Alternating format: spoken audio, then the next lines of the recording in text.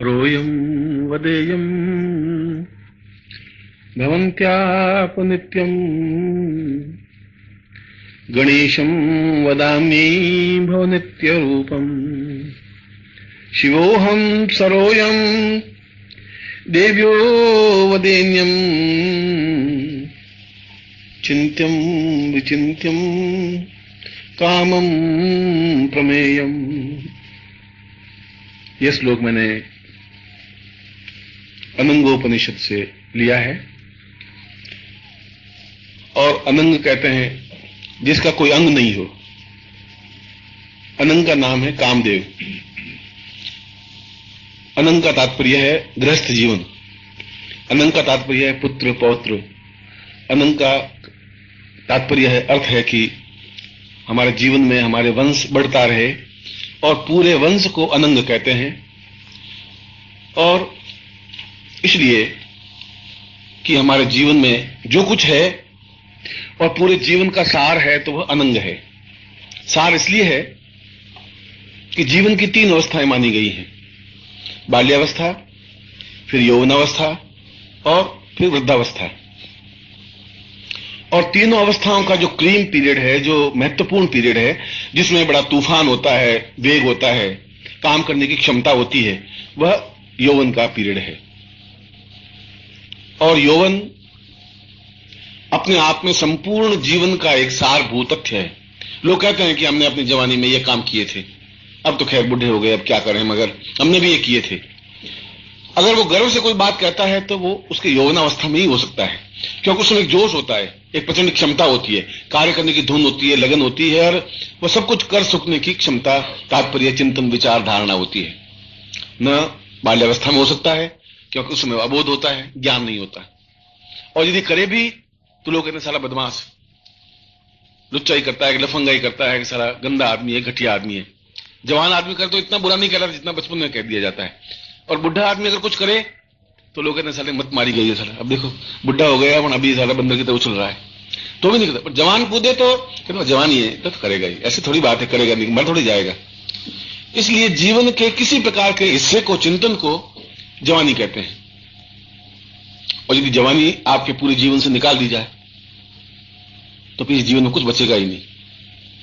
न वेग, न जोश, न काम करने की भावना, न क्षमता, न ऊंचा उठने की क्षमता, न ताकत। यदि आप किसी को, और आज का जो युग है, उस युग में मनुष्य की अवस्था 60 वर्ष लिमिट कर दी गई है। 60 वर्ष के बाद में तो जिंदा रहते होंगे, मैं नहीं कह सकता जिंदा नहीं रहते हैं, पर गिने चुने जिंदा रहते होंगे। और यदि कोई 65 साल का आदमी चला जाए और पूछे कि आप कितने साल के, कि 65 साल के, आप 65 साल के हैं अभी, अच्छा है।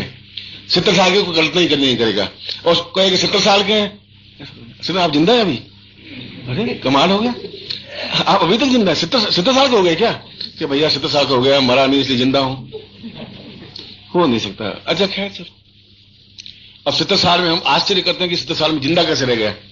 और वो भी कहते हैं कि बस ठीक है, अब हम क्या हैं, अब जाने वाले हैं भैया, 60 के ऊपर एक कदम रख दिया है, कब गुड़क जाए कुछ, वो भी निश्चिंत है कि अब मैं जिंदा नहीं रहूंगा ज्यादा। यानी दोनों तरफ से आदमी ने अपनी 60 वर्ष की आयु को बांध दिया है। और आदमी की बाल्यावस्था 25 साल 24 साल तक चलती है। उसके बाद में तुम्हारे पास रह गए 30 वर्ष। 30 वर्ष में 15 वर्ष गए नींद में, पीछे रहे 15 वर्ष पूरी जिंदगी में। 15 वर्ष में आपने 8 घंटे की नौकरी के हिसाब से ही करें तो 8 साल नौकरी के चले गए। कुल आपके जिंदगी के जवानी के पीरियड 6 साल 6.5 साल रहे, ये गणित हमारी। और 6.5 साल में तुम मरते गुड़ते जैसे कुछ करो तो जिंदगी तुम्हारी नहीं हो सकती। ये मैंने गणित इसलिए कही है कि हमारी जब जीवन का अर्थ लिमिट में आ गया, संकीर्ण हो गया है, उस समय जवानी का अर्थ भी सीमित हो गया है। अब जो मैं अपने 20 साल की उम्र में जवान देखे थे, अब मैं जवान देख नहीं पा रहा हूं। मैं अपनी जिंदगी की बात कहूं, कल कोई चर्चा चल रही थी तो मैंने कहा कि जवानी हुई नहीं, जवानी तुम लोगों ने देखी नहीं, और तुम में से किसने जवानी नहीं देखी, ये तो मैं गारंटी के साथ कह सकता हूं। आजकल तो 24 साल का तो आदमी अपने आप को बहुत जवान मानता है, कहता है ये साला जवान हो गया है। और मैं जब उसको जवान को देखता हूं तो चश्मा चढ़ा हुआ है, गाल पिचके हुए हैं, आंखें धसी हुई हैं, और हाथ में हिला हुआ तो हाथ टूटे जैसा हाथ, लकड़ी डंडे जैसे हाथ और जवान कहलाते हैं। तो मैं सोचता हूं कि अगर यही जवानी है तो भगवान किसी को जवानी नहीं दे, कोई फायदा नहीं इस जवानी से, ये तो बेकार की जवानी है। इससे तो हमारे उम्र के बुढ़ापे से ज्यादा अच्छे लोग हैं, जवानी रही नहीं, इसलिए तुम लोगों ने जवानी देखी नहीं। इसलिए इस श्लोक में कहा है कि वो व्यक्ति धन्य है जिसने अपनी जिंदगी में जवानी को भोगा है और जवानी को देखा है। तुम लोगों ने भोगी नहीं, इसलिए तुम्हारा मैं मतलब कोई शिकायत कर रहा हूं, इसलिए कि या तो तुम्हारे ऊपर सामाजिक दबाव इतना पड़ा कि तुम जवानी देख नहीं सके। जवानी का मतलब एकदम प्रचंडता, ताकत, फोर्स, क्षमता, आंख में तेज, देख ले तो सामने वाला आदमी नीचे डाउन हो जाए, शेर के सामने देख ले तो शेर रुकना पड़े, उसको जवान कहते। और जवानी में हमारे टाइम में कहा जाता था कि ये जवान है, बहुत जवान है, ये चलता है तो जहां चलता है वहां कुआं खुद जाता है, इतना जोर से पैर पड़ता है कि जमीन में इतना हिस्सा धंस जाता है, खड्डा बन जाता है। जवानी उसको कहते थे। जो पहाड़ों से टकरा जाता था, तूफान से खेलता था, उसको जवान कहते थे। जो खा लेते थे मतलब 40 लड्डू तब भी कुछ मालूम नहीं पड़ता था, और आज एक छटांग पर घी खा रहे तो 10 दिन तक अस्पताल में पड़ा रहे, ये जवानी तुम्हारी। इसलिए वो जमाना चला गया, इसलिए वो श्लोक झूठा है। उस विचार ने लिखा होगा कि जवानी अपने आप में बहुत ताकतवान, फोर्स, क्षमतावान होती है, जो जहां चलता है वहां कुआं खुद जाता है, जहां मुक्की मारता है पहाड़ टूट जाता है। या तो शास्त्र ने गलत लिखा या फिर हम गलत है। शास्त्र गलत नहीं लिखता कि उन्होंने जवानी देखी ऐसी, उन्होंने जवानी के खेल खेले हैं। और जवानी का खेल खेलने का मतलब कोई बदमाशी, छल, झूठ और मक्कारी और लड़की को लेकर भागना नहीं। जवानी का मतलब एक उफान हो, समुद्र में ज्वार हो सीने में, और वक्षस्थल को कहा गया, सीने को कहा गया कि समुद्र की तरह उमड़ता हुआ वक्षस्थल हो। और कैसा होना चाहिए, तो कल आप स्नान करते समय शीशे में अपने सीने को देख लेना कि समुद्र उफान के जैसा है तुम्हारा वक्षस्थल, कि पिचका हुआ, कहीं मरा हुआ सा कोई है जो टुकड़ा कोई सीने का, ऐसा है। ऐसे सीने को तो जवानी नहीं कहते। अगर ऐसी जवानी है ही नहीं तुम्हारे पास, तुम्हारे चेहरे पर तेज नहीं है, ओज नहीं है, एकदम प्रकाश नहीं है, प्रचंडता नहीं है, दुर्दर्शता नहीं है, पहाड़ को एकदम से ठोकर मारने की क्षमता नहीं है, और ठोकर मारे पहाड़ हिला नहीं है, तो फिर तुम्हारे पास जवानी नहीं है। ये गारंटी की बात है। और मैं कहता हूं मैंने जवानियां देखी है, तो मैंने देखी है, पुरुषों की भी, स्त्रियों की भी। उस लोगों ने इस बात की परवाह नहीं की कि लोग क्या कहेंगे। फिर जवानी में उम्मीद ही कर ली कि लोग क्या कहेंगे, तो फिर जवानी हुई नहीं। वो तो बचपन है और वृद्धावस्था है कि मेरे बेटे पोते क्या कहेंगे, अब मैं अगर उधर गली में से निकला तो फिर क्या होगा, वो चिंता करते हैं। जवान चिंता करने लगे तो फिर समस्या खत्म हो जाएगी। वो चिंता नहीं कर रहे, तूफान की चिंता नहीं करें, तूफान क्या है और लोग क्या कहेंगे, माँ बाप क्या कहेंगे और आस पड़ोस वाले क्या कहेंगे, तो फिर कहानियां नहीं बनती। और फिल्म का कोई एक लाइन थी कि वो जवानी क्या जिसकी कोई कहानी ना हो। जिसकी कोई कहानी बने ही नहीं तो जवानी हुई कहां से, तुम्हारे पास कोई कहानी है ही नहीं। जब बुढ़ापे में 60-65 साल के होंगे तो जवानी में क्या किया था, जवानी भैया हम तो कुछ कर नहीं सके भैया, इसलिए नहीं कर सके, माँ बाप हमारे तो बचपन में मर गए और हम नौकरी में लग गए भैया, हम कुछ नहीं, तुम करो, मगर तुम बाहर नहीं जाओगे और 8 बजे घर में आ जाओगे। अब वो बेचारा, वो भी तुम्हारे न तुमने देखी जवानी, उसको देखने दो नहीं, क्योंकि तुम देखी नहीं, फिर मैं देखी नहीं साल, इसको क्यों देखने दें, ऐसा हो जाएगा। इसलिए श्लोक में कहा गया है कि अगर वो जवानी तुम्हारे पास नहीं है तो जवानी तुम्हारे पास आ सकती है, क्योंकि जवानी का कोई उम्र नहीं होती। जवानी को 20 साल की अवस्था में जवानी आ जाती है, ऐसी कोई जरूर नहीं। पहले खेल ऐसा था कि पहले बचपन आता था, फिर जवानी आ जाती थी, फिर बुढ़ापा आता था। अब उल्टा हो गया है, अब बचपन आता है, फिर बुढ़ापा आता है, फिर जवानी आती है, सब चेंज हो गया है। क्योंकि फिर एकदम 17-18 साल को नौकरी लग जाते हैं, पिछले हुए हाथ में थैला, फिर पत्नी आती है, 20-22 साल नौकरी कर लेते हैं। और जो स्त्री आई, हाथ में थैला, सब्जी की थैली, सुबह सुबह गए, आलू लाए 2 किलो 1 किलो, वो लाए, घसी हुई, और आते कहते पालक लाए कि नहीं लाए, पालक जाओ, वापस पालक लेने चले। तो वो बुढ़ापा है। और फिर 30-40 साल के हो गए तो फिर उनको मन में उमंग उठती है कि 500 रुपए हैं, चलो तो घूम के आते हैं और एक समोसा खा के आ जाते हैं। उम्र है हमारी, वो गए साहब क्लब में जाकर के हमने भी कुछ समोसा खा के आ गए आज, ये जवानी उसकी। और जब वो ऐसे गर्व से कहते हैं कि गुरुजी आपने नहीं देखा, हमें 40-45 साल में क्लबों में बहुत खेले। अच्छा, क्लबों में खेल के जवानी कहां से बता दी, वहां क्या जवानी होगी तुम्हारी, क्लब कवर्ड पूरा बंद, अब उसमें बिलियर्ड खेल दी तो तुम्हारी कौन सी जवानी कूद गई, ये जवानी नहीं। मगर वो कह रहा है कि जवानी ऐसी प्राप्त हो सकती है, श्लोक ये कह रहा है, जो मैं श्लोक बोला है, अगर तुम्हारे पास जवानी नहीं है, जिस जवानी की मैंने परिभाषा दी है, जो जवानी में जोश होनी चाहिए, जो ताकत होनी चाहिए, कुछ करने की क्षमता, या तो आप हैं, जीवन का अर्थ है कि या तो आप पूरे भारत में मशहूर हो, या फिर जिंदा मत रहिए। दोनों में से एक काम होना चाहिए। कीड़े मकोड़े चांदनी चौक में जाए तो प्रत्येक गली में एक बिजनेसमैन बैठा है, दुकान से दुकान सटा करके बैठा है, और प्रत्येक दुकान की पकड़ी 5 लाख, और आप बैठे हैं और ऐसे बैठे हैं। वहां मैं कपड़ा बाजार में गया था, कचौड़ी वाली गली है कि परांठे वाली गली है, उसमें गया था मैं। तो कपड़े की दुकान है वहां चांदनी चौक में, और 3 फुट बाई 5 फुट की दुकान। अगर आप नहीं देखिए कल देख के आना। इतनी दुकानें खोखे वाले हैं, और एक का बिजनेस 20-20 लाख का तो होगा। इसमें कोई टेलीफोन पड़ा है, बैठे हैं सेठ जी, और उसके पास एक और खोखा है 3 फुट बाई 5 फुट का, वहां भी सेठ जी बैठे हैं। एक सामने खोखा है, मैं सांस फेंकूं वो लेता है, वो सांस फेंके मैं लेता हूं। बस बाहर से रोशनी आने की जरूरत नहीं, बाहर हवा नहीं सकती, ऑक्सीजन है ही नहीं। मैंने सांस किया, उसने लिया, उसने वापस फेंका, मैंने लिया। अब उसकी जवानी कहां से आएगी मुझे समझ नहीं आ रहा। न प्राकृतिक हवा, न प्राकृतिक धूप, न प्राकृतिक चिंतन। और मैं उनको तो पूछता हूं कि ऐसा कैसे तुम्हारा चलता है कि गुरुजी बिजनेस करते हैं। हमारी गद्दी पगड़ी गुरुजी 25-25 लाख की है। अब मैं तुम 40 साल से ज्यादा जिंदा नहीं रह सकते, ये बात गारंटी है। जो कार्बन डाइऑक्साइड लेगा और कार्बन डाइऑक्साइड छोड़ेगा वो कहां से जिंदा रहेगा। और तुम बाहर जाए, तुम जाकर देखो, ऐसे ही दुखा। मैं तो वहां 5 मिनट नहीं रुक पाया। मैं कहा भैया मुझे तो ऐसा तुम्हारी जवानी नहीं चाहिए, मैं देख नहीं सकता। आप उंगली लगाओ नीचे गिर जाए। वो जवानी कैसी हुई समझ नहीं आ रही तुम्हारी, क्या जवानी हुई तुम्हारी। मगर मुझे खुशी है कि वो सब लोग, आप सब लोग जवान हैं, इस बात का मुझे गर्व है, आपकी पीढ़ी पर गर्व है। और मैं मरते समय गर्व करूंगा कि मेरे शिष्य मरे हुए पिंजरे से एकदम हाल खराब और दुबले पतले थे और जवानी में थे। बस इस बात में मैं गर्व कर सकता हूं। मैं ऐसा नहीं कह सकता तुम जवान हो, ऐसा नहीं कह सकता। अच्छा, तुम जवान अगर मेरी परिभाषा के अनुसार नहीं हो तो दूसरे श्लोक में यह कहा है कि स्त्री केवल जवान के पास जा सकती है, स्त्री जवानी के वशीभूत हो सकती है, बुड्ढों के बच्चों के वश में नहीं आ सकती। दूसरे श्लोक में यह कहा है नारी को वश में करने के लिए केवल जवानी पर्याप्त नहीं होती, जवानी, यौवन, जोश, ताकत, क्षमता होनी चाहिए, तब स्त्री नियंत्रण में आती है। बालक तो नियंत्रण में कर नहीं सकता, बालक तो मां होती है, और बुढ़ापे में नियंत्रण हो नहीं सकती स्त्री, जवानी से नहीं हो सकती। वो तो अगर आपने किसी पुरुष को दूसरी शादी करते हुए देखा या 3 शादी की है तो आप उसको पूछो हालत। मैंने देखे ऐसे कई लोग आते हैं कि, और वो गुर्राती रहती है एकदम से मेरे सामने आते हुए भी, तो तुम चुप रहो जी, मुझे पूछने दो। तो मैं पूछता हूँ तुम्हारी फर्स्ट शादी है, सेकंड? ये फर्स्ट है। फर्स्ट में तो नहीं हो सकता ये जब क्या बताएं आपको। बस ठीक भाई, तू माँ भाग, तू पूछ, मैं चुप। तो मैं समझ जाता हूँ कि ये चीज ऊंची है, बहुत महान आत्मा है। इस महान आत्मा का दर्शन करके मैं धन्य हो रहा हूँ। मतलब मैं कहता हूँ कि मैं तुम्हारी आत्मा को प्रणाम करता हूँ, तुम्हें तो नहीं कर रहा हूँ, तुम्हारी आत्मा को। तुम इतना सहन सकती है कि नहीं गुरुजी मैंने कुछ गलत नहीं, मेरे सामने तो इतना घर में क्या हालत होती होगी इसकी, मैं कल्पना कर सकता हूँ। पर ऐसा 80% केस ऐसे आते हैं। एक वो होटल में गया पति पत्नी, तो पुरुष था, सेकंड मैरिज थी उसकी, तो पुरुष था 42-45 साल का और वो लड़की 17 साल की थी। तो होटल में कहा हमें कमरा चाहिए एक।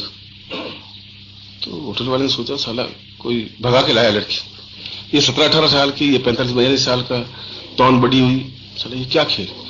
तो उसने कहा कि ये कौन है तुम्हारी? तो मेरी वाइफ है। तो वाइफ, ये तुम्हारी वाइफ? तो जितने बोलते क्यों नहीं हो, अभी शादी की है 2 महीने पहले। मालूम पड़ गया तुम पत्नी है। ऐसा कोई बोल नहीं सकती, इतने जोर से बोलने वाली पत्नी ही हो सकती है और कोई नहीं हो सकती, कोई गारंटी की जरूरत नहीं है अब तुम्हारे। और इतना बोलते हुए भी आप चुप हैं, तो फिर आपकी जवानी बहुत ताकतवर है, ऊंची जवानी तुम्हारी। इस जवानी को फिर मैं एक दूसरी बार प्रणाम करता हूं कि तुम्हारी जवानी है और मेरे शिष्यों की जवानी है।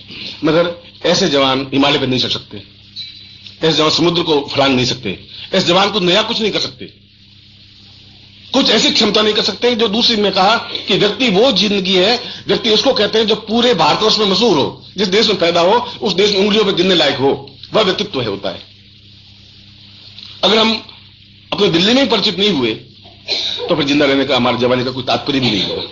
हम कुछ काम करें, चाहे व्यापार के क्षेत्र में, चाहे नौकरी के क्षेत्र में, चाहे कार्य के क्षेत्र में, किसी भी क्षेत्र में हो, कोई एक क्षेत्र, ज्योतिष हो, कर्मकांड हो, चाहे गुंडागिर्दी भी हो, चाहे शेयर मार्केट का हो, तो बंबई वाला वैसा हर्षद वैसा होना चाहिए, बस खत्म। तब कोई बात नहीं, मर जाएंगे, जेल चले जाएंगे, पर हर्षद भैया तो कहलाएंगे हर्षद है साहब। हम कुछ मशहूर होनी चाहिए, कोई बात पर्सनलिटी होनी चाहिए। अगर वैसा नहीं है तो वो कह रहा फिर भी जवानी नहीं है। जवानी में आदमी उस ऊंचाई पर पहुंच सकता है जहां ऊंचाई पर पहुंच सकता है, पहुंचे चाहे पहुंचे, पूरे भारत में उंगलियों पर गिनने लायक नाम हो। यदि कोई कर्मकांड ज्योतिष का नाम लेंगे तो मेरा नाम लेना ही पड़ेगा उनको। ऐसा हो नहीं सकता मुझे नेग्लेक्ट करके वो ज्योतिष सम्मेलन नहीं कर सकता। करेगा तो लोग पूछेंगे कि हिमालय से आए नहीं, तुम ज्योतिष सम्मेलन कर रहे हो, क्या हुआ, क्यों नहीं आए, क्या हुआ। ऐसा करना ही पड़ेगा। घमंड की बात नहीं कर रहा हूं, इतना काम किया जवानी में, किया है तो वो नाम छुप नहीं सकता। इसलिए उसने कहा कि अगर आपके पास यौवन है तो यौवन की परिभाषा यह है कि आप में तूफान हो, वेग हो, आंख में चमक हो और सामने वाले पर ऐसा लगे कि आंख धंस जाए उसके अंदर। जब आदमी की आंख में धंस जाए तो औरत की मामूली चीज होती है। ऐसा हो नहीं सकता कि आप मतलब देखें और मतलब आपको पलट के नहीं देखें, फिर आपकी जवानी है ही नहीं। 5 वर्ष निकल जाए आपको पलट करके नहीं देखे, फिर जवानी नहीं हुई। और यदि ऐसे जवान नहीं है तो भी जवान हो सकते हैं। फिर श्लोक में ये और बात कही है और कहा कि स्त्री नियंत्रण केवल जवानी के वशीभूत होती है।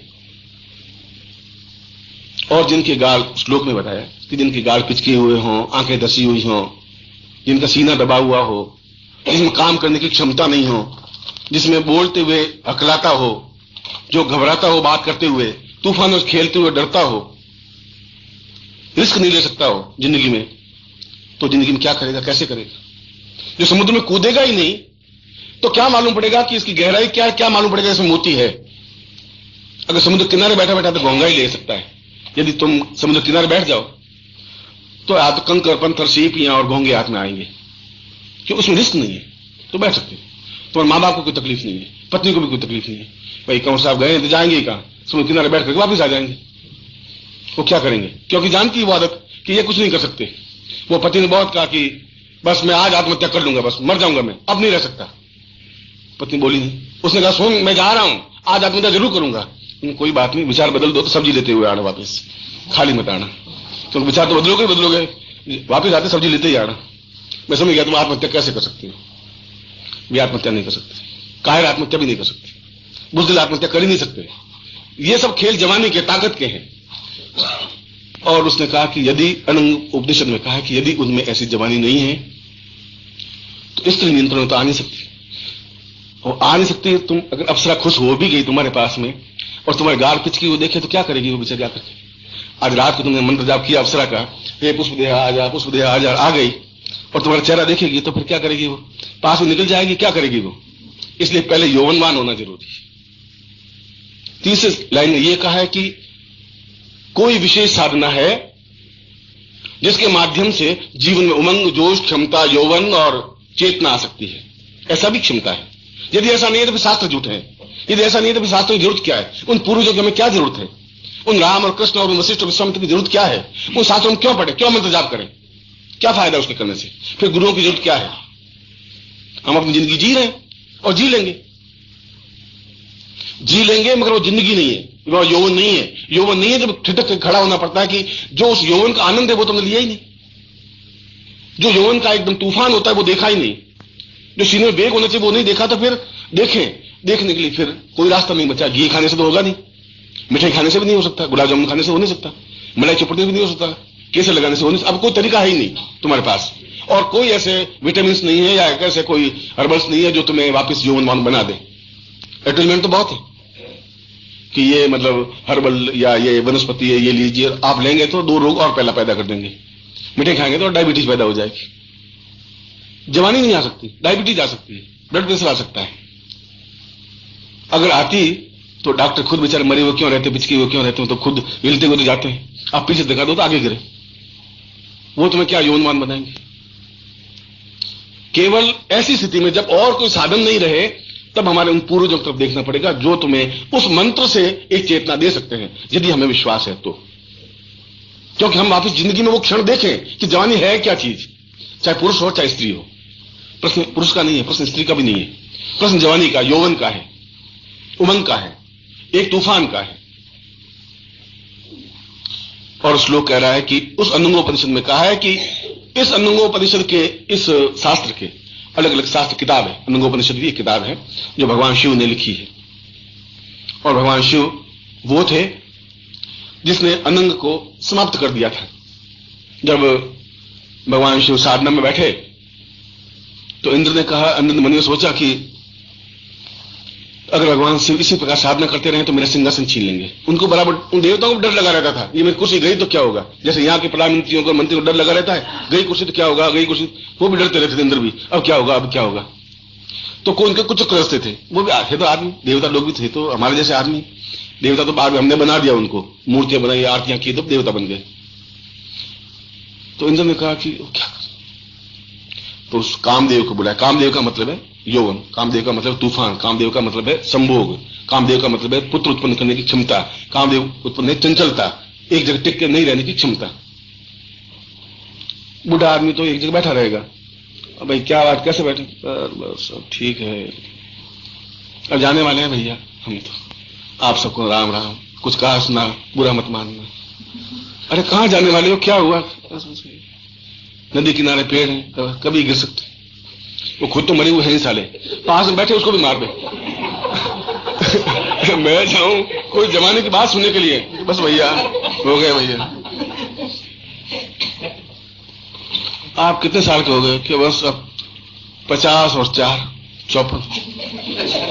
अच्छा 50 और 54 हो गए, तो क्या करते थे, कुछ नहीं भैया, बस घर में 7-8 बच्चे हैं, तो कुटीर उद्योग आपका यही था, 7-8 बच्चे, जैसे कोई घर में कुटीर उद्योग खोल दिया हो। अरे 7-8 बच्चे, राम जी के, मेरे थोड़े हैं, राम जी के तो फिर राम जी यहाँ कहां से आ गए, राम जी तो अयोध्या में बैठे हुए हैं, मगर अब उनके 8 बच्चे, और वो पीपल के किनारे बैठे जा रहे हैं सारे बच्चे, उनका कहना माने नहीं, बेटे उनकी कहने माने नहीं, पत्नी गुर्राती रहे, और वो बेचारा, हम मैं जाऊं पास में तो जाऊं तो जोश खाने के लिए, और वहां मरता वो वापस होगी बस, और बस अब गए वे, ऐसा कुछ नहीं कर सकते, वो संभव नहीं है। और 50 साल की उम्र में भी अगर ये क्षमता आ गई, ये चिंतन आ गया, तो फिर जीवन कब जीवन होगा, कब हम, जब ब्राह्मण शतायु आशीर्वाद देता है कि शतायु हो, या तो ब्राह्मण आशीर्वाद दे नहीं शतायु हो, तुम ब्राह्मणों को 5 रुपए दो, तुमको पंडित जी अब 60 साल की उम्र बताइए, बस बहुत, अब शतायु वाला खेल गया कि 100 साल का हो बच्चे सुखी रहो, तो क्यों झूठ बोल रहे पंडित जी, हो नहीं सकते, ना आप हो सकते ना हो सकते। मगर अगर शास्त्रों में शतायु हो मामूली बात थी, तो आज भी आदमी 100 साल की उम्र जी सकता है, यदि उसका 30 साल का पीरियड जवानी में निकले, तो वो जवानी का पीरियड आगे पिघल करके पूरा 100 साल पहुंचा सकता है। तुम्हारे पास जवानी का 4 साल पीरियड, 22-23 साल में जवान हुए, 27 साल में खत्म हो गए, खत्म, अब बस हो गया, कुछ नहीं, अब क्या हो गया, अब कुछ नहीं, अब बस हो गया। अब लड़की मतलब आप देखो 17-18 साल की तो एकदम कूद नाच जो लफंगा जो करना करे, और 24-25 साल में जुर्जियां पड़ गए, बस क्या हुआ, 2 बच्चों की मां हो गई, अब बस हो गई। अरे अभी तो 27 साल की उम्र तेरी चल रही है, अब क्या हो गया, बस अब वो हमें कहीं जाने देते नहीं, न आने देते हैं, न कुछ करने देते हैं, और बच्चा बेचारा जाने देता नहीं, आने देता नहीं। कौन सी जवानी, 4 साल की जवानी स्त्री की रही, 6 साल की स्त्री पुरुष की रही, ये जवानी की पीरियड रह गया। मगर हमारे शास्त्रों में कहा 25 साल तक बाल्यावस्था, ब्रह्मचर्य अवस्था, फिर 50 साल तक वो यौवनावस्था, फिर 25 साल का यौवनावस्था कहां से आएगा, इसलिए कि हम वो चिंतन भूल गए, वो रास्ता भूल गए, कोई गुरु नहीं मिले जो तुम्हें बता सके ऐसे जवान हो सकते हैं।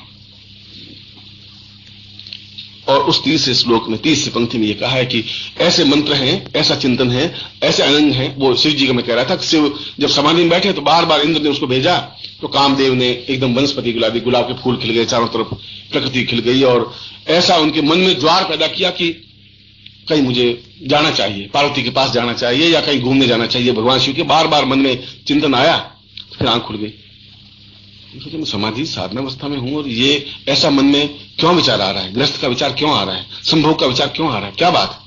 फिर उसने आंख बंद की, भगवान शिव जैसी बात कह रहा हूं, आप और हम तो फिर भी एक मनुष्य प्राणी है। फिर 5-7 मिनट बाद फिर उनकी ध्यानस्थ अवस्था टूट गई, बहुत गुस्सा आया, और उन्होंने अपने तीसरे नेत्र से उस कामदेव को भस्म कर दिया। ये शिव पुराण में वर्णित है। जो समाप्त हो गया, उसके बाद में भी इतनी बलात्कार, इतनी लूट मार, इतनी लड़कियों को उठाने वाली इतनी समस्याएं होती है, जिंदा रहता तो क्या हालत होती है, आप कल्पना करें। और भस्म होने के बाद भी कामदेव की स्थितियां ये है, कितना ज्वार आता है, और उस यौवनों ने कितना ज्वार झेला होगा, जिन्होंने उस सजीव अनंग को भी अपने शरीर में झेला है। मगर सजीव अनंग को झेलने के लिए, उस साधना के लिए केवल जरूरी है कि आपके पास एक रास्ता हो, जो रास्ता यौवन की ओर जाने वाला हो, उमंग की ओर जाने वाला हो, जोश की ओर जाने वाला हो, ताकत की ओर जाने वाला हो, कुछ कर गुजरने की क्षमता होनी चाहिए, पावर होना चाहिए। और वो पावर तुम्हारे पिताजी नहीं दे सकते, वो पावर तुम्हारे पड़ोसी नहीं दे सकते, वो पावर तुम्हारी केमिस्ट्री की किताब नहीं दे सकती, तुम्हारी नौकरी नहीं दे सकती, पैसे नहीं दे सकती। अगर पैसे दे सकती तो तुम्हारी आंखों में चश्मा नहीं होता, फिर गाल पिचके नहीं होते, तुम्हारे पास पैसे इतने तो होंगे, और सफेद बाल नहीं होते 30 साल की उम्र में, पैसे नहीं दे सकता तुम्हारे आस पड़ोस वाले कुछ नहीं कर सकते, ऐसा संभव नहीं है। केवल एक रास्ता बचा है, क्योंकि बाकी सब रास्ते आपने देख लिए, इंजेक्शन लेके देख लिए, गोलियां लेके देख ली, मिठाई खा के देख ली, घी खा के देख लिया, सब कुछ करके देख लिया।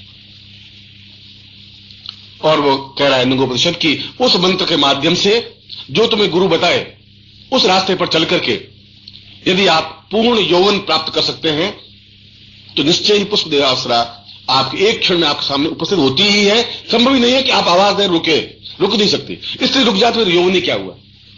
आपने आवाज दी इसलिए रुक गई या नहीं रुकी तो फिर तुम्हारे यौवन को एक धिक्कार है, फिर यौवन बन ही नहीं सकता।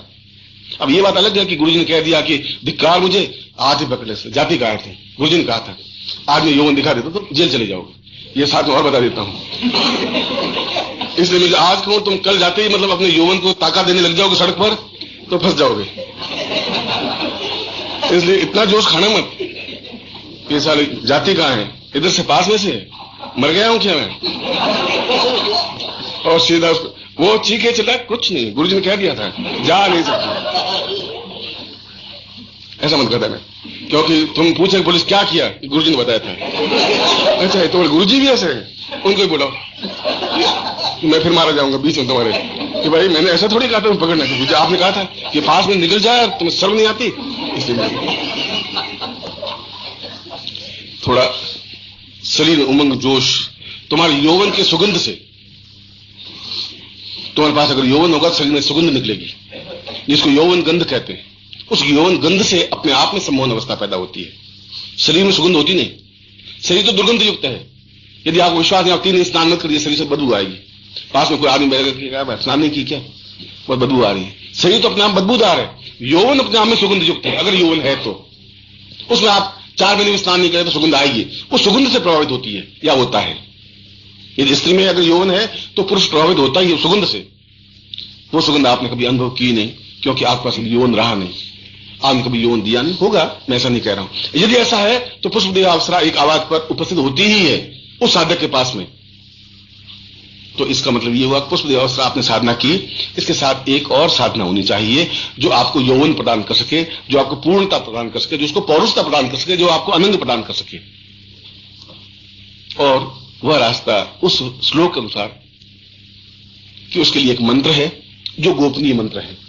इसलिए मैंने ये बात सारी बताई कि गुरु सब कुछ तो दे दिया, बिल्ली ने मतलब शेर को सब कुछ सिखा दिया कि ऐसा झपट्टा मारना चाहिए, शिकार आके यूं कूदना चाहिए, छलांग लगानी चाहिए।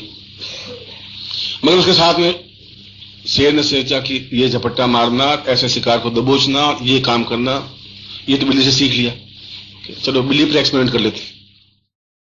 जो बीज, ये बीज है, ये और ये दोनों बीज है, समझे ना। बाकी तो मंत्र है पुष्प देहा वरवरद प्रिय, ये पुष्प देहावसरा का यही मंत्र है, दूसरा मंत्र इसका हो ही नहीं सकता, ये संभव है। मगर इसको अनंग पुष्प देहा मंत्र बनाना हो, क्योंकि ये उनके लिए मंत्र था उस समय जब यौवनवान थे ही आदमी, तो इसलिए उस यौवन को प्राप्त करने के लिए उनको कुछ करने की जरूरत नहीं थी। मगर आज के युग में उसको एक एक्सपेरिमेंटल और थोड़ा चेंज करना ही पड़ेगा, और वह है ओम, इसके साथ में अनंग अ और न के ऊपर बिंदी द, अनंग, फिर ऐं श्रीं पुष्पदेहा वरवरद श्रियै, ओम अनंग ऐं श्रीं पुष्पदेहा वरवरद श्रियै अनंग प्राप्य नमः। और मैंने समझाया अनंग का मतलब है कामदेव, अनंग का मतलब है यौवन, अनंग प्राप्य वह प्राप्त हो। उसके बाद 2 बिंदु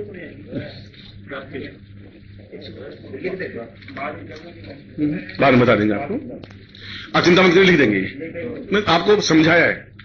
और इस प्रकार के मंत्र को आपको कैसे जपना चाहिए, जब आपको सिद्धि प्राप्त करनी है। आप रात को, और मैं जो कह रहा हूं इसमें कोई अतिशयोक्ति नहीं है, इसमें कोई बहुत महानता भी नहीं है, ऐसा हो नहीं सकता, ऐसा होता ही है। आपके मन में कमजोरी से आप सोचते हैं ऐसा नहीं हो सकता। अगर आप साधना करें और भगवान सामने प्रत्यक्ष नहीं हो या पुष्प देहा प्रत्यक्ष नहीं हो तो फिर फायदा भी क्या हुआ, साधना करने से क्या फायदा हुआ, फिर शिव का मंत्र जाप करने से क्या फायदा हुआ, कहीं कहीं कमी है।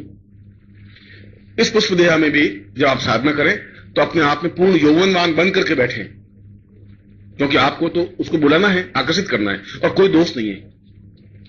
ये आज के युग में दोष बन गया है। मुगल काल के बाद में किसी स्त्री से बात करना दोष है, किसी से देखें तो एकदम से हमें घबराहट होती है, आस पड़ोस वाले सोचते हैं साला क्या बात है। आज में और हमारा समाज कितना गंदा दूषित हो गया है, इसका उदाहरण दूं कि हमारी आंखें कितनी गंदी हो गई हैं कि यदि आप मुझसे परिचित नहीं हो बाय द वे, और मैं अपनी खुद की लड़की को कमरे में अपने ऑफिस में बैठा हूं और किसी काम से बुलाया और बात कर लूं थोड़ा दरवाजा बंद करके 15 मिनट के लिए, तो आप में से किसी के मन में यह आ ही नहीं सकता कि बेटी से भी बात हो सकती है।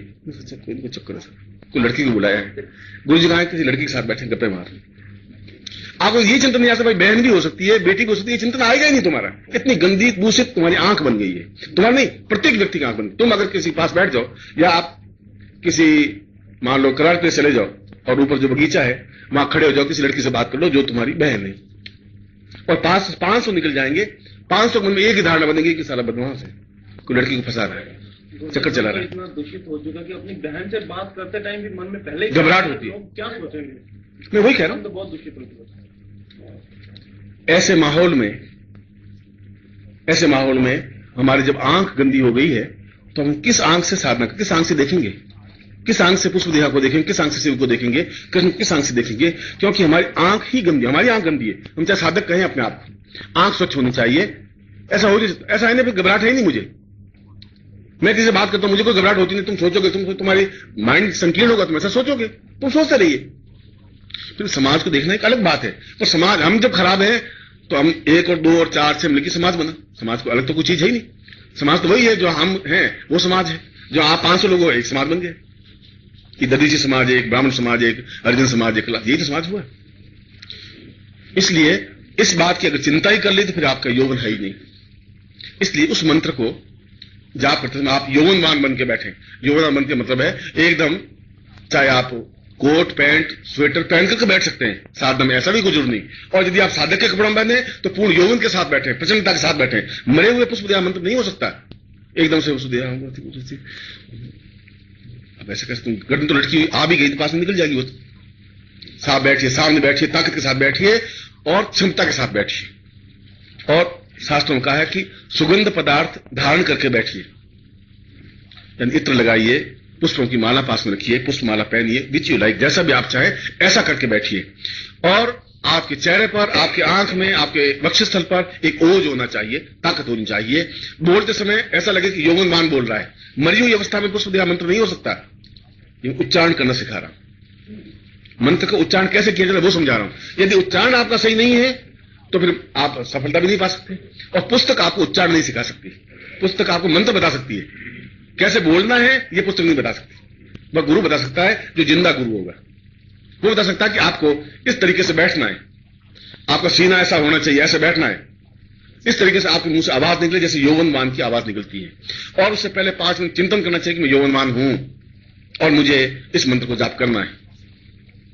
इस प्रकार से आप मंत्र जाप करें। और जितना मंत्र शिक्षा आपको बताई है, क्योंकि पहले तो केवल 51 माला मंत्र जाप करने में या 5000 मंत्र जाप करने में मंत्र सिद्ध होता ही था, मगर उस समय मंत्र सिद्ध होता था जब उसकी आंख बिल्कुल स्वच्छ होती थी, उसमें मंत्र सिद्ध होता था जब यौवन में ताकत होती थी, उसमें मंत्र स्वच्छ होता था जब उस आदमी में पूरा विश्वास, कॉन्फिडेंस होता था।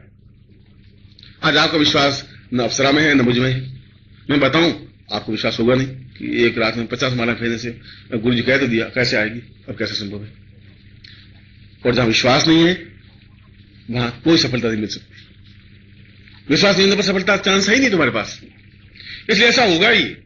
मैं तो ऐसा कभी सोचा ही नहीं कि मैं बोलूंगा तो बोलूंगा ही, हर हाल में बोलूंगा, इस बार चिंता नहीं करूंगा क्या होगा। उस क्षमता के साथ आप, चाहे आपके पास ड्रेस कोई हो, चाहे सादे की ड्रेस हो, आप उस प्रकार से बैठें और मंत्र जाप करें। सामने किसी सुंदर अप्सरा का बिंब हो, उसमें कोई दोष नहीं होती। अप्सरा आपकी कोई भोग्या नहीं है, वो सखा है। भोग्या और सखा में डिफरेंस होता है। भोग्या का मतलब जिसको हम भोगे, वह स्त्री, उसको भोग्या कहते हैं। सखा का मतलब जो सलाह करे, गप मारे, बात करे, बैठे, जो हमें पूर्णता दे। आप अगर बुढ़ों की संगत करेंगे तो बुढ़े हो जाएंगे, आप बालकों की संगत करेंगे बालक हो जाएंगे, यौवनवान की संगत करेंगे यौवनवान बन जाएंगे। आपकी जैसी संगति होगी वैसा ही आपका स्वरूप बनेगा, आकृति वैसी बनेगी। आप कैसी संगति है, संगति से मालूम कर लूंगा कि यह आदमी कितना घटिया है, कितना अच्छा है। संगत का मतलब ये, यदि आप रोज बुड्ढों के पास बैठ जाएं, 5-7 दिन बाद देगा आप खुद पीले पड़ जाएंगे, चेहरा पीले पड़ जाएगा, आगे सो जाएंगे आप घर में, देख लेना बड़ी। मैंने एक्सपेरिमेंट किया था ऐसा। एक बिल्कुल स्वस्थ, ये पहल जैसा मर्द आदमी, और इस प्रकार के आदमी पर मैंने ये कहा कि शिष्य ही था और जो तुम्हें रहता था, मैंने उसको एक दिन मिला तो मैंने कहा क्या बात है, तुम पीले पीले बहुत दिखाई दे रहे हो, क्या हुआ? तो नहीं गुरुजी ऐसी तो कोई बात नहीं है, ऐसी बात तो नहीं है, मगर चेहरे में जैसा कोई बीमारी, को जॉन्डिस था क्या? कहने गुरुजी जॉन्डिस तो नहीं था बिल्कुल, जैसे लग तो रहा है तुम पीला। अच्छा, अब उसको माइंड में जॉन्डिस होगा साला कोई, ये साला गुरुजी ने कहा कि पीलापन दिख रहा। शीशे में 5-6 बार देखा साला, इधर से देखा फिर इधर से देखा, आंख फाड़ के देखी, अब उसको विश्वास हुआ नहीं। फिर डॉक्टर के पास गया, मेरा खून टेस्ट करिए, ब्लड निकलवाया अपना, उसमें कोई तो खून में कमी आएगी, चाहे हीमोग्लोबिन कम हो चाहे कोई कम हो, कि हीमोग्लोबिन कम है। गुरुजी ने कहा पीलापन हीमोग्लोबिन कम है तो हो गई सर। तो आके बैठ गया, थोड़ा बहुत हुआ कि भाई चेहरे से ठीक। दूसरे दिन फिर वो मैं उसके घर के पास में से निकला, मैं गुरुदेव, मुझे क्या बात है, इतना बीमार लग रहा है, कल भी मुझे पीला पीला लग रहा था और बीमार लग रहा है, मुझे कहना तो नहीं चाहिए मगर तुम्हें लग रहा है बीमार। उनका गुरुजी मेरा हीमोग्लोबिन बहुत कम है। कम है? अच्छा, हीमोग्लोबिन कम कैसे हो गया? हीमोग्लोबिन कम क्या होता है? हीमोग्लोबिन, डॉक्टर कहते हैं हीमोग्लोबिन कम होता है तो आदमी खाट में पड़ जाता है, बहुत बीमार रहता है। एक्चुअली हीमोग्लोबिन कम होता है आदमी, मैं व्हाइट अणु ज्यादा हो जाते हैं तो बहुत गड़बड़ होती। लाल अणु क्या हुआ तेरे, गड़बड़ क्या हुई? नौकरी पे गया नहीं बेचारा, जा ही नहीं सका। वो घर में पत्नी को कहा कि मैं बीमार हूं, तुम बोला मत कर, तू ज्यादा चिढ़ती है तो मर गया, देख ले तू। वो ची करे दिन भर, जी करे। पत्नी कहते कुछ नहीं हुआ है आप, क्योंकि तू नहीं समझती, हीमोग्लोबिन कम है मेरा। वो देख ले 30 दिन में उनके घर सुबह चला ही गया, जाके चाय वाय पी, वो निढाल मरा हुआ। 3 दिन पहले तो खूब ठट्ठा मारा था, मैं तुझे पहले ही कहा था बीमार है, तुझे विश्वास था नहीं, अब तो हालत देख। अब ऐसे ही तू काम करता रहा तो खाट में पड़ जाएगा, ध्यान रखना तुम। और गुरुजी कल से मैं खाना नहीं खा सकता, पचे नहीं, ऊब गई, उल्टी आ रही, रात को नींद नहीं आई और बहुत बेचैनी रही और पसीना पसीना शरीर हुआ, कभी एकदम सर्दी लगती, कभी पसीना होने लगे। मैं भी पहले ही कह रहा था, मैं ऐसा है कुछ न कुछ है जरूर, तेरे चेहरे से लग रहा है। 30 दिन अस्पताल में भर्ती हो ही गया वो। बताओ, बिल्कुल स्वस्थ व्यक्ति को 3 दिन में मैंने बुढ़ापे की बातें कर करके फिर बुढ़ा बना दिया, अस्पताल में सुला दिया। ये एक्सपेरिमेंट। अब तुम जैसे संगति करोगे उस बुढ़ो के यही कहेंगे, अब कुछ नहीं भैया, राम का नाम लो और बस कुछ नहीं है, बेटे मानते नहीं, बहुएं साली बदमाश हो गई हैं, कहने मानती नहीं है। ये मैंने सोचा औरत साथ देगी, और भी बहुओं का साथ देने लग गई, अपन तो भैया अकेले रह गए, अपने सोचे अपन भी अकेले रह गए, वो रह गए, तो 30 दिन तो मैं बुढ़ा बन ही जाऊंगा। तो आप जैसे संगति करेंगे, इसलिए सखा, उसकी संगति करने से आप यौवनवान बने रहेंगे, क्षमतावान बने रहेंगे, ताकतवान बने रहेंगे, जोश बना रहेगा, एक तूफान सा बना रहेगा, काम करने की धुन बनी रहेगी। इसलिए उसकी साधना, इसलिए अपनी पत्नियों को जाकर कह देना कि पुष्पदेहा साधना करने से कोई खतरा नहीं तुझे। वो सोचने वाला गुरुजी ने ये कौन सा खेल खेल दिया, ऐसा नहीं। पुष्पदेहा का साधना करने का मतलब है कि हमारे जीवन में कोई कमी नहीं रहे, हम पूर्ण स्वस्थ होंगे, यौवनवान होंगे तो बहुत कुछ कर सकेंगे। इसलिए उस मंत्र के साथ, जो मैंने मंत्र दिया है, उस मंत्र के साथ आप नित्य 11 माला या 21 माला या 5 माला जो भी हो आप करें, और कम से कम कुल मिलाकर के आपको 300 मालाओं की आवश्यकता है मंत्र जाप में, यौवनवान और स्वस्थ बने रहने के लिए। पहले एक रात्रि में ही मंत्र जाप कर लेते हैं 300 मालाएं, छोटा मंत्र है, मगर आप 2 या 3 दिन में ऐसा संपन्न कर सकते हैं। और जो मैंने बताया कि गुरु प्रत्यक्ष या सजीव गुरु के बारे में, तो अगला जो गुरुवार है उसमें तो गुरु प्रत्यक्ष सिद्धि साधना ही, क्या यही है? गुरु प्रत्यक्ष सिद्धि साधना का तात्पर्य यह है कि गुरु स्वयं अपने पूरे ज्ञान के साथ मेरे शरीर में समाहित हो। गुरु प्रत्यक्ष, गुरु का मतलब गुरु प्रत्यक्ष तो है ही, मैं बैठा हूं आपके सामने, गुरु प्रत्यक्ष हो गए, फिर साधना की क्या जरूरत है उसमें? मगर प्रत्यक्ष तो हूं, मगर तुम्हारे मेरे बीच में 1-2 फुट का फासला है और 1000 मील का फासला है। इसके मेरे बीच में 1000 मील का फर्क है, यहां बैठा है। इसके मेरे बीच में आधा किलोमीटर का फर्क है, इसके मेरे बीच में 1 इंच का फर्क है। इसलिए कि आपके शरीर में, आपके प्राणों में मैं कितना समाया हुआ हूं। मैं कमल नानक सिमाली नहीं, मेरा पूरा ज्ञान, मेरा पूरा चिंतन, मेरी पूरी विचारधारा वह कितनी प्राणों में समाई हुई है, आपके प्राणों में, और नहीं समाई हुई है तो फिर कोई ऐसी साधना हो जिसके माध्यम से मेरे प्राणों में वह गुरु अपने पूरे ज्ञान के साथ समाहित हो, जिससे कि जो मुझे 300 मालाओं का कहा है, फिर मुझे 3 मालाओं में सिद्धि मिल जाए, फिर 300 मालाओं की जरूरत नहीं पड़े, क्योंकि वह पूरी साधना सहित गुरु मेरे प्राणों में समाहित है। इसलिए पहले शास्त्रों में अंत में जो दीक्षा देते थे, गुरु प्रत्यक्ष सिद्धि साधना देते थे। जब उसको घर विदा करते थे 25 साल की अवस्था में, तब गुरु प्रत्यक्ष साधना सिद्धि देते थे कि मैं तुम्हारे प्राणों में प्राण के अणु अणु में, कण कण में, रक्त के कण कण में समाहित रहूंगा। और जब मैं अपने ज्ञान के साथ और चिंतन के साथ समाहित रहूंगा तो फिर तुम्हें इतनी लंबी छोटी साधनाओं करने की जरूरत नहीं रहेगी। तुम गृहस्थ जीवन में पूर्ण सफलता प्राप्त कर सकोगे, तुम वानप्रस्थ जीवन में सफलता प्राप्त कर सकोगे। इसलिए गुरु प्रत्यक्ष साधना सेवा की जरूरत थी, या गुरु प्रत्यक्ष साधना की आवश्यकता है। इसलिए प्रत्येक साधक पहले गुरु पूजन आवश्यक है, गुरु का नाम लेना आवश्यक है, चाहे कोई गुरु हो आपके, और उसका गुरु ब्रह्मा गुरु विष्णु करने की जरूरत है।